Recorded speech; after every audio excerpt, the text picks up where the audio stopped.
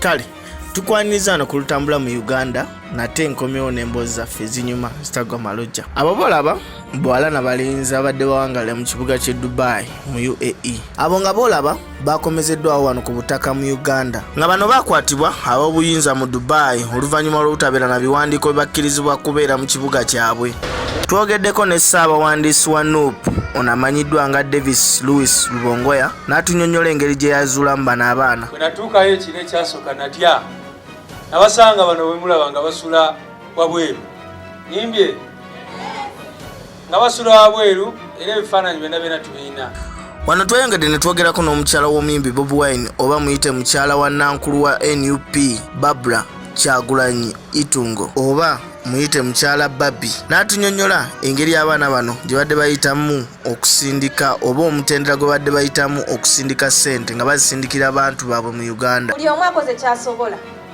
Wano we tuli waliwo be bayitamu okusindika ssente e Dubai ne bagatta enamba ku baana abo be tuba tusobodde okuleeta. Eriyo n'abalala basindika ssente e Dubai abaana ne bajja nga tetutegedde.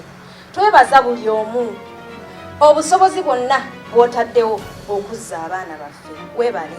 Make sure that we avail rehabilitation facilities for those who have been repatriated. Twayongedde maaso ne twogerako n'abamu ku bakulu ba NUP wano nga twayogedde n'omukulu Joel Ssenyonyi ono nga ye mwogezi wa NUP. Ono yatukakasizza nti agenda kuyisa ekiteeso mu Parliament alabe engeri abaana bano gye bagenda okukwasaganyizibwako.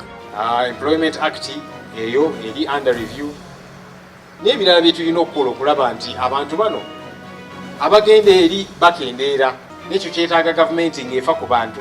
So tugenda babuuza ebibuuzo bino era nga twagala batuddemu nga baddamu bannayuganda bano.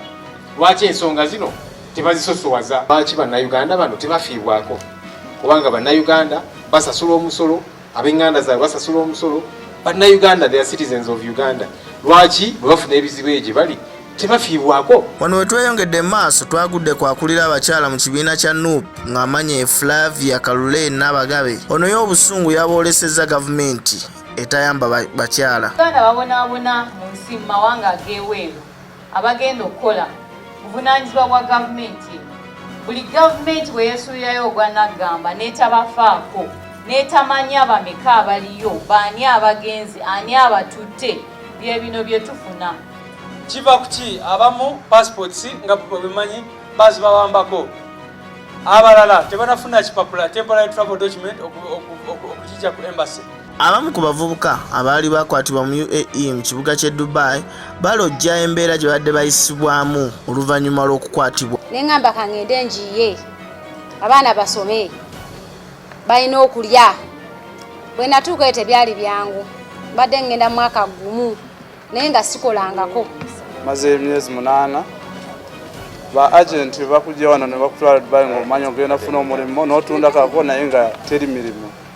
Tukere n'obonaabona paka emyezi 8 nga mbonaabona ndi mu bed space. Oyinza okubeera nga oyina ssente oba nga oyina koolina naye nga tosobola kufuluma ggwanga. Bano bayongedde ne balaga ennaku yaabwe bagamba nti be baleseeyo basinga abaakavaayo. Betuleseeyo basinga abaakavaayo naye nga si ssanyu. Abanupu bagamba okuva bwe batandika ekikwekweto kino baakakumyawo abavubuka 53 ne babayambako mu kubakola pasipoti ezibazza ne ssente entonotono.